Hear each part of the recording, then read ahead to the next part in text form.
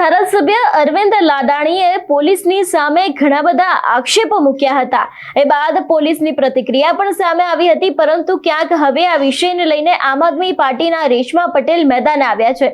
વિગતે ચર્ચા કરીએ સમગ્ર વિષય શું છે। નમસ્કાર, હું હંસિની અને તમે જોઈ રહ્યા છો નિર્ભય ન્યૂઝ।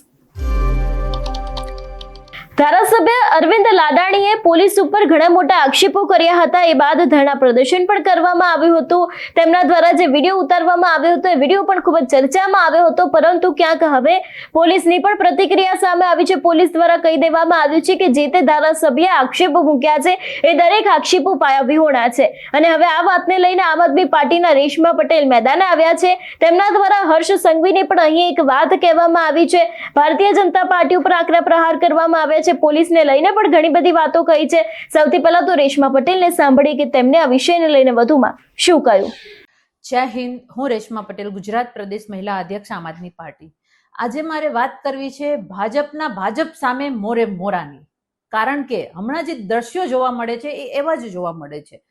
ખાસ વાત કરું કે માણાવદરના ભાજપના ધારાસભ્ય એ પોલીસ સામે ધરણા ઉપર બેઠા છે અને એના આક્ષેપો એટલા ભયંકર ગુજરાત પોલીસ ઉપર લગાવી રહ્યા છે, ત્યારે પ્રશ્ન એ ઉઠે છે કે ગુજરાત પોલીસને ચલાવવા વાળી ભાજપ સરકાર અને ગૃહ મંત્રાલય શું કરી રહ્યા છે।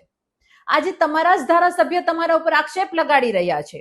અહીંયા હું એટલું કહીશ કે પ્રજાના સારા કાર્ય કરવા માટે પોલીસ તંત્રનો ઉપયોગ થવો જોઈએ, એની જગ્યાએ ભાજપના ઈશારે, ભાજપના દબાણથી પોલીસ તંત્ર પાસે અસંખ્ય એવા કાર્યો કરાવવામાં આવે છે, જેના કારણે આજ ગુજરાતની પોલીસ બદનામ થઈ રહી છે, જેના કારણે આજે જનતાના સેવક તરીકે, જનતાના રક્ષક તરીકે જે પોલીસની છબી છે એ જનતા સામે ખરડાઈ રહી છે અને એમાં બળતામાં ઘી ઓમવાનું કામ ભાજપના જ ધારાસભ્ય અરવિંદભાઈ કરી રહ્યા છે।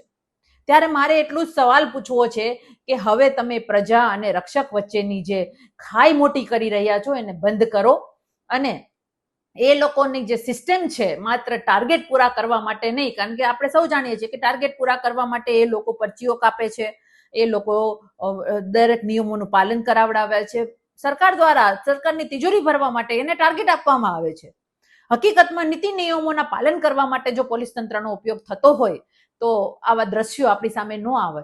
આજે મારે એટલા માટે બોલવું પડે છે કે ભાજપના જ ધારાસભ્ય દ્વારા પોલીસ તંત્ર ઉપર ઘોર આક્ષેપ લગાડવામાં આવી રહ્યા છે, ત્યારે આ જનતાએ પણ વિચારવાની જરૂર છે અને પોલીસ તંત્રએ પણ વિચારવાની જરૂર છે કે ભાજપ તમારો જે દુરુપયોગ કરી રહ્યું છે, ભાજપ તમને જે પ્રેશરમાં રાખીને જે કાર્ય કરાવી રહ્યું છે એનું આ પરિણામ છે।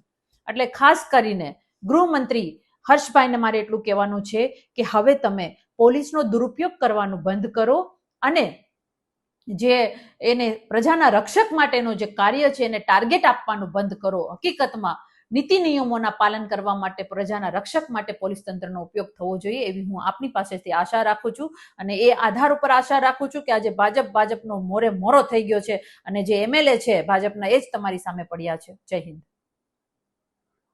ખાસ કરીને હવે ક્યાંક અરવિંદ લાડાણી છે તે આક્ષેપો કરીને ભરાયા હોય એવું પણ લાગી રહ્યું છે। વિડીયો તો સામે આવી ગયો, પરંતુ પોલીસે દરેક આક્ષેપોને પાયાવિહોણા ગણાવ્યા છે। અરવિંદ લાડાણી દ્વારા આક્ષેપો તો મૂકવામાં આવ્યા હતા, પરંતુ ક્યાંક આ જ આક્ષેપો છે તે પાયાવિહોણા પોલીસે ગણાવી દીધા છે।